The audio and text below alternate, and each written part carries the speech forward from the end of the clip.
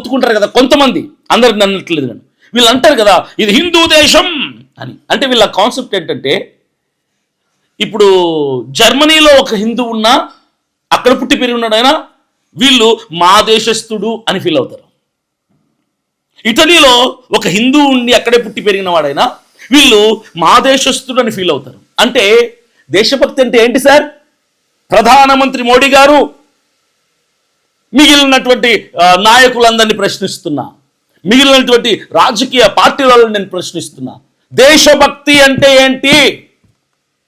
ఈ దేశంలో పుట్టి పెరిగిన వాడిని బట్టి భక్త?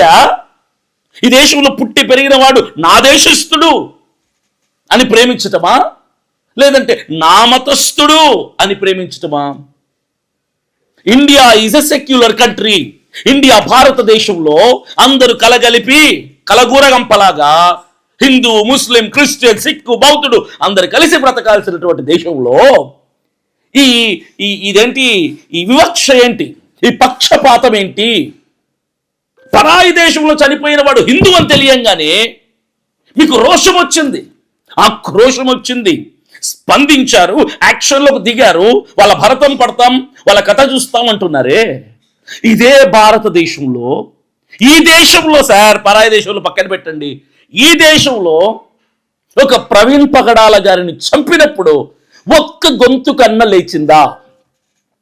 ఒక్క రాజకీయ నాయకుడన్న నోరు తెరిచి మాట్లాడా? ఒక వైసీపీ మాట్లాడిందా? ఒక టీడీపీ మాట్లాడిందా? ఒక జనసేన మాట్లాడిందా? ఒక బీజేపీ మాట్లాడిందా?